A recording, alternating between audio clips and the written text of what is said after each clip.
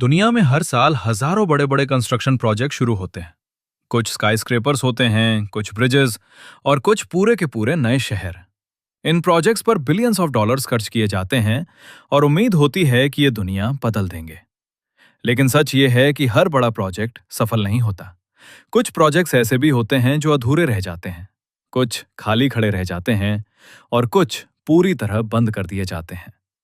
आज की इस डॉक्यूमेंट्री में हम बात करेंगे ऐसे ही कुछ बड़े कंस्ट्रक्शन फेलियर्स की और समझेंगे कि ये प्रोजेक्ट्स क्यों फेल हुए। एक, गोल्डन फाइनेंस 117, चाइना। चाइना के तियानजिन शहर में एक बहुत ही एम्बिशियस प्रोजेक्ट शुरू हुआ था, गोल्डन फाइनेंस 117। इसका प्लान था एक ऐसा स्काईस्क्रेपर बनाना जो लगभग 597 मीटर्स ऊंचा हो, जिसमें लग्जरी ऑफिसेज, होटल और अपार्टमेंट्स हों।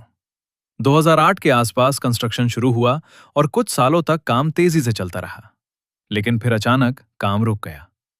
असली कारण क्या था? ग्लोबल फाइनेंशियल क्राइसिस का असर।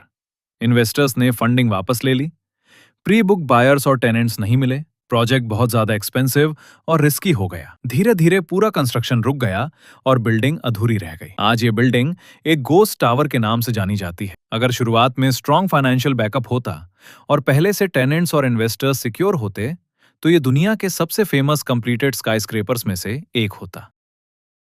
2. Hualien infrastructure, Taiwan. ताइवान के हुआलियन रीजन में ब्रिजेस और हाईवेज को मॉडर्न बनाने का काम चल रहा था। ये एरिया पहले से ही अर्थक्वेक प्रोन है, लेकिन फिर भी बड़े इंफ्रास्ट्रक्चर प्रोजेक्ट शुरू किए गए। क्या हुआ? 2018 में एक बड़ा अर्थक्वेक आया जिसने कई स्ट्रक्चर्स को डैमेज कर दिया। असली प्रॉब्लम क्या थी? डिजाइन पूरी तरह अर्थक्वेक रेसिस्टेंट नहीं था, सेफ्टी प्लानिंग वीक थी, रिस्क असेसमेंट ठीक से नहीं किया गया था। अगर सही होता तो, अगर पहले से साइज्मिक इंजीनियरिंग स्ट्रांग होती और स्ट्रक्चर्स को अर्थक्वेक स्टैंडर्ड्स के अनुसार बनाया जाता, तो नुकसान बहुत कम होता और प्रोजेक्ट जल्दी पूरा हो जाता। 3. VC summer nuclear project, USA.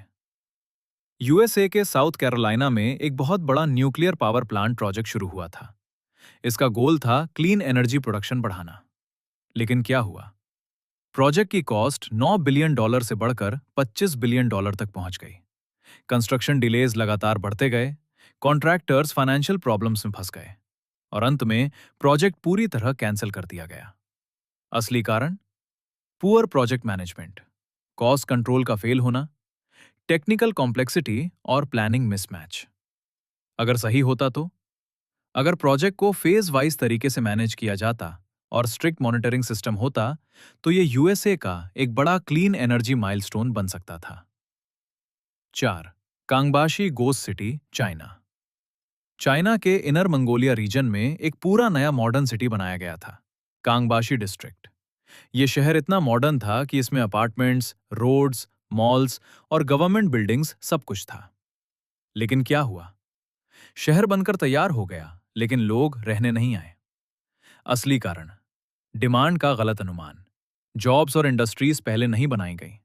Real estate speculation बहुत ज्यादा था। इस वजह से पूरा शहर खाली रह गया और घोस्ट सिटी कहलाने लगा।